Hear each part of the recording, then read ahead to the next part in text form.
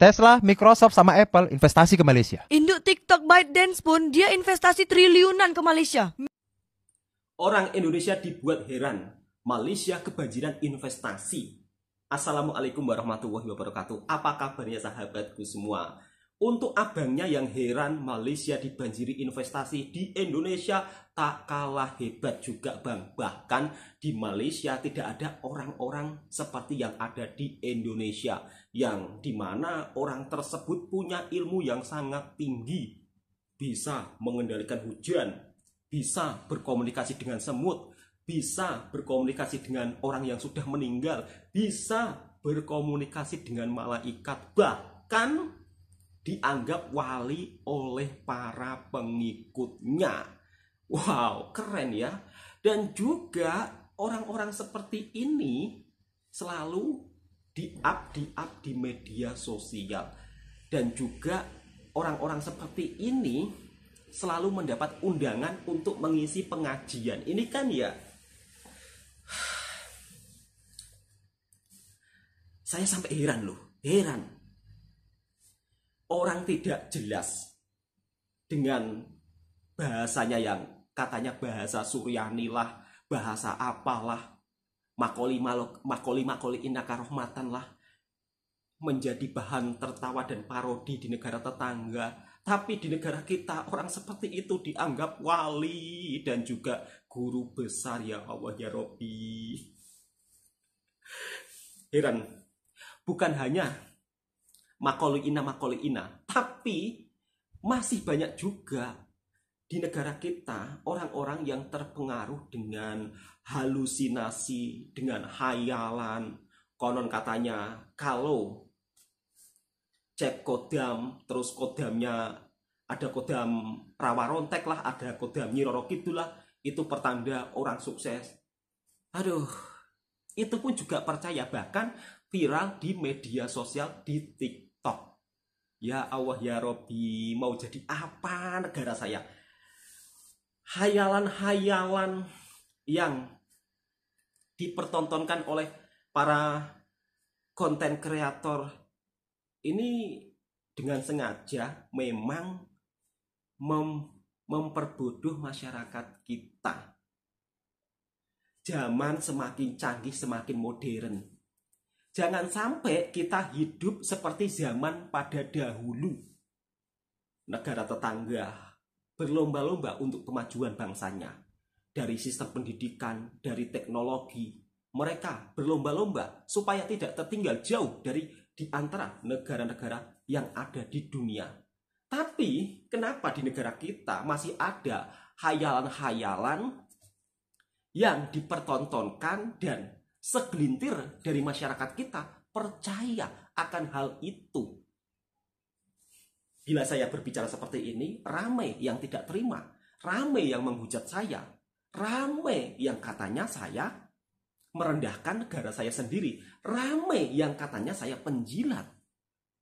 Padahal di dalam video saya selalu memberikan statement, mencontohi negara tetangga. Dari segi hal yang positif, apa salahnya? Kan nggak ada yang salah. Hal yang positif wajib kita terapkan, tak kisah dari negara manapun, baik dari Malaysia ataupun dari negara tetangga lainnya. Banyak para konten kreator, ya kan, mereka bekerja di negara orang juga sering membuat video. Wah, di sini keren, bagus ya. Kapan ya di Indonesia bisa seperti ini? Harusnya Indonesia juga bisa gitu. Kan Indonesia negara kaya raya. Mereka tidak pernah mendapat hujatan ya kalau negara lain. Tapi seketika saya menceritakan sesuatu hal yang positif di Malaysia, dari segi fasilitas pendidikan, dari segi tingkat kebersihannya, dari segi infrastrukturnya, kenapa ya kok ujung-ujungnya saya ini sering dibilang pengkhianat? Bahkan video saya juga dipotong-potong kemudian dijadikan konten seolah-olah saya ini adalah pengkhianat bangsa, adalah seorang warga yang merendahkan bangsanya sendiri. Kok bisa ya orang berpikir seperti itu ya? Padahal video saya ingin negara saya itu mencontoh hal yang baik dari negara tetangga, baik dari masyarakatnya, supaya kita juga tidak tertinggal jauh gitu loh. Apa salahnya kalau saya memberikan contoh? Ini loh negara tetangga dengan kedisiplinannya, dengan keteraturannya, dengan infrastrukturnya yang semakin maju, dengan sistem pendidikannya yang semakin maju, dengan fasilitas pendidikannya yang semakin diperhatikan. Kan nggak ada yang salah toh?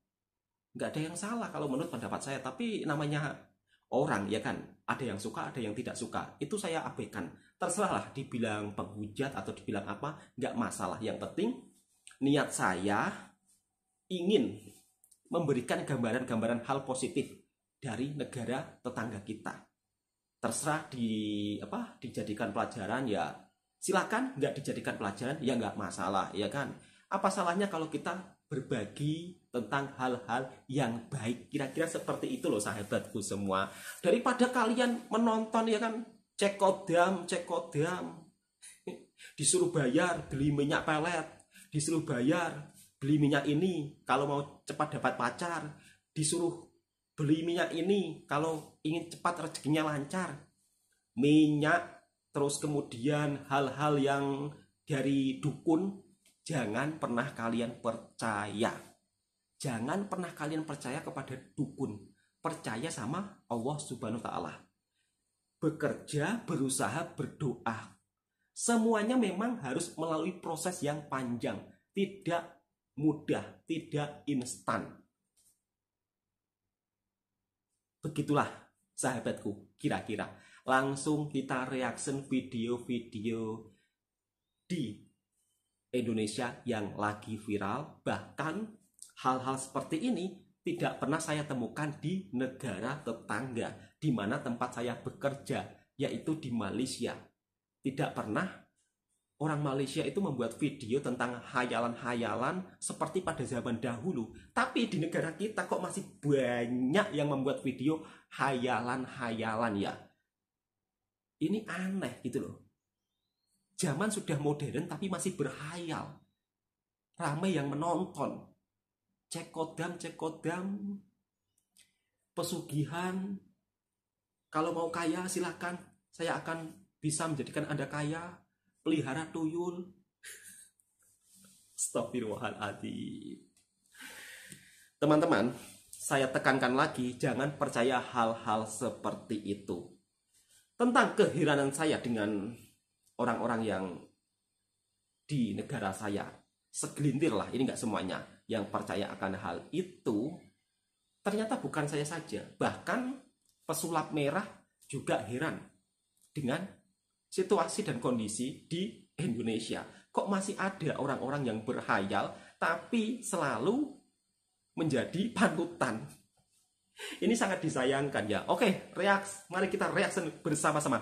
Tesla, Microsoft, sama Apple investasi ke Malaysia. Induk TikTok ByteDance pun dia investasi triliunan ke Malaysia. Wow. Minyak mentah di Indonesia dijual murah ke Singapura. Nanti setelah dikelola jadi Pertalite, Pertamax, minyak tanah baru dijual mahal ke Indonesia. Semua investasi ke Malaysia, Singapura. Terus Indonesia? Jangan salah korang, pemerintah Indonesia ada bagi-bagi rice cooker gratis. Anggaran dia totalnya 85 miliar. Rice cooker dia buatan mana beda? Buatan Cina ke Jepang beda. Titik sendirilah. Orang luar negeri sibuk adu teknologi dan AI. Indonesia sibuk dengan endingnya kok seperti zaman dulu ya. Padahal zaman sudah modern.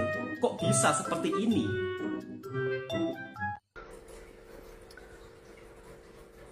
Ahmad Muhajidin kosong.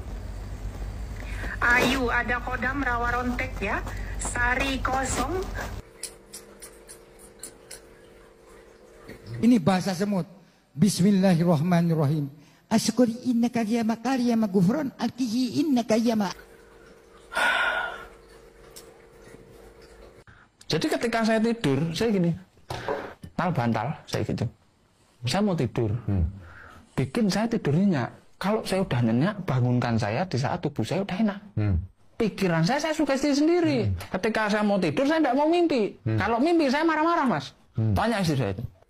Bol, dari tahun 2018 gue udah sugestiin kalau nyari rezeki itu yang halal aja. Jangan pakai cerita-cerita bohong dulunya ngakunya sakti, sekarang udah tobat, tapi faktanya sekarang masih jualan jimat pesugihan, yang itu adalah pembodohan. Gue kalau udah bilang kayak gitu, terus gue ngelihat di medsos tetap aja ada orang-orang yang kayak gitu, emosi gue. Gue marahin itu dukun-dukun kayak gitu, gue bongkar-bongkarin di channel YouTube gue. Sabar mas. Kalau nggak percaya, tanya tuh istri saya. Karena Indonesia ini harus menuju Indonesia emas, bukan Indonesia cemas. Ini bahasa semut. Bismillahirrahmanirrahim. Asyukuri innaka ya makari ya magufron. Al-kihi innaka ya ma'adar ya mafirma Allah.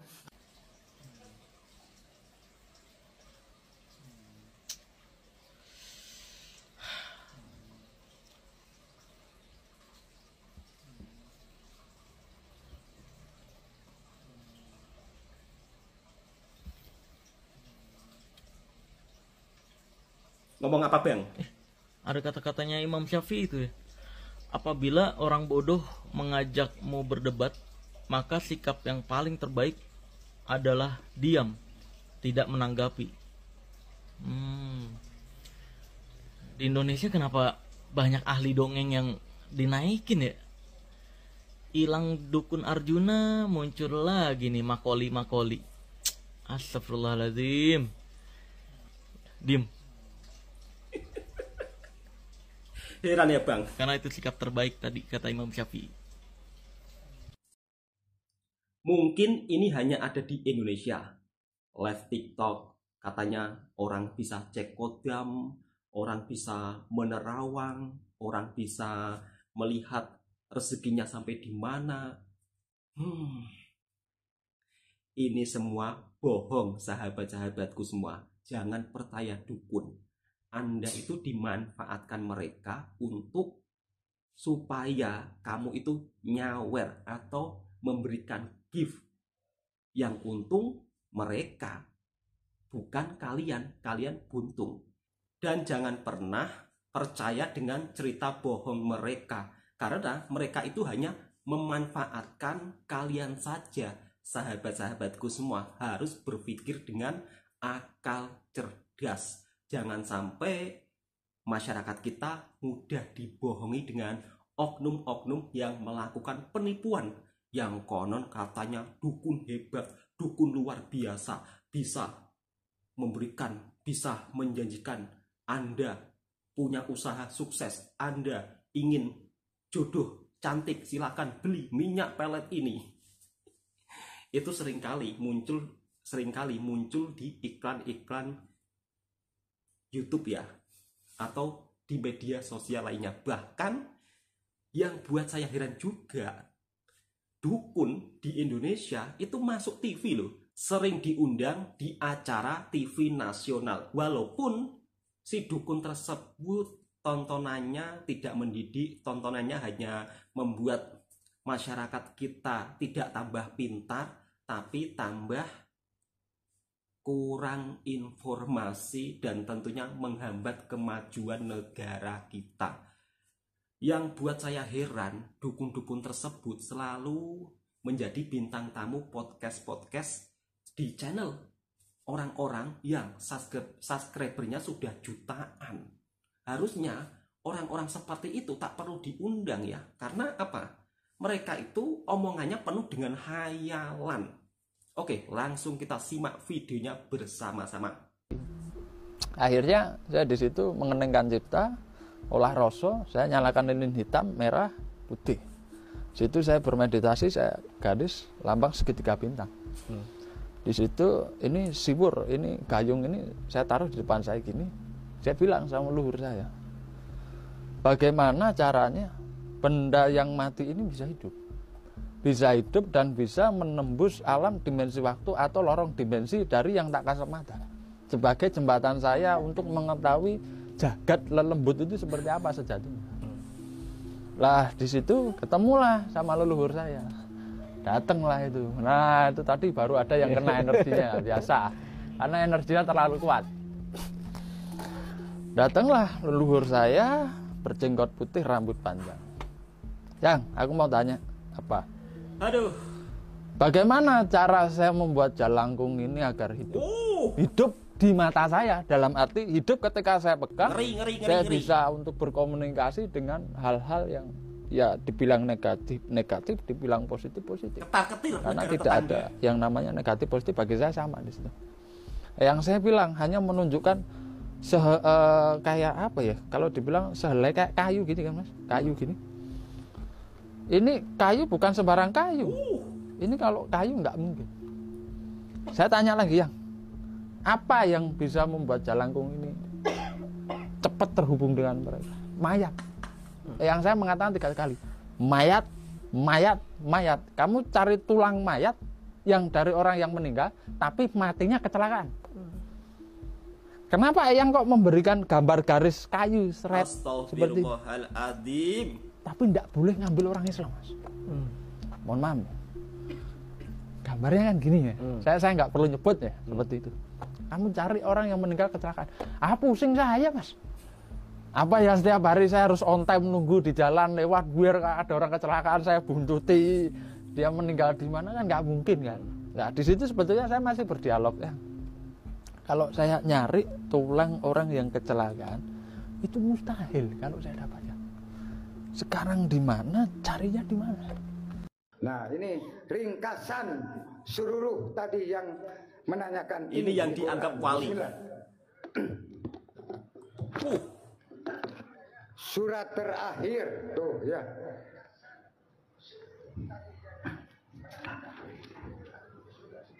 Kok nggak dibaca sendiri? Bismillahirrahmanirrahim. Al-Fatihah. A'udzubillahi minasyaitonir rajim. Bismillahirrahmanirrahim. Alhamdulillahirabbil alamin arrahmanirrahim maliki yaumiddin. Iyyaka na'budu wa iyyaka nasta'in ihdinas siratal mustaqim. Shiratal ladzina an'amta 'alaihim ghairil maghdubi 'alaihim waladdallin. Amin. Mohon maaf dengan segala hormat, beliau Abuya membukakan buat kita satu surat, yaitu surat 33 Al-Ahzab, yang artinya golongan yang bersekutu. Ayat yang terakhir yaitu ayat 73. Bismillahirrahmanirrahim. Liyu'adziballahu al-munafiqina wal munafiqat wal musyrikina wal musyrikat wa yatuballahu 'alal mu'minina wal mu'minat wa kana Allahu ghafurur rahima. Shadaqallahul 'azim. Sehingga Allah mengadab orang-orang munafik laki-laki dan perempuan, dan orang-orang musyrikin laki-laki dan perempuan, dan sehingga Allah menerima taubat orang-orang mukmin laki-laki dan perempuan, dan adalah Allah Maha Pengampun lagi Maha Penyayang. Bismillahirrahmanirrahim. Kan jelas ya. Jelas kan? Jelas. Makanya kita lihat kebangkitan NU 1 abad. Bagaimana nanti yang akan datang 2 abadnya. Ini yang perlu kita dipikirkan kebersamaan. Betul atau tidak? Apa isi-isinya? Contoh, udah ngasih contoh. Syekh Nawawi kepada Syekhona, Syekhona Holil kepada Bahasim Hasari, kepada siapa lagi? Biasat, ya, sampai ke Hasan Jipo. Ya, itu semua ulama-ulama NU itu ada yang nampak, ada yang tidak nampak. Banyak pecetus-pecetus ulama Nusantara atau ulama NU. Cuman nggak ditayangkan. Coba kalau ditayangkan, saya yakin keturunan-keturunan NU yang asli bangkit. Betul atau tidak? Jangan takut. Jangan dianggap sepele sekarang.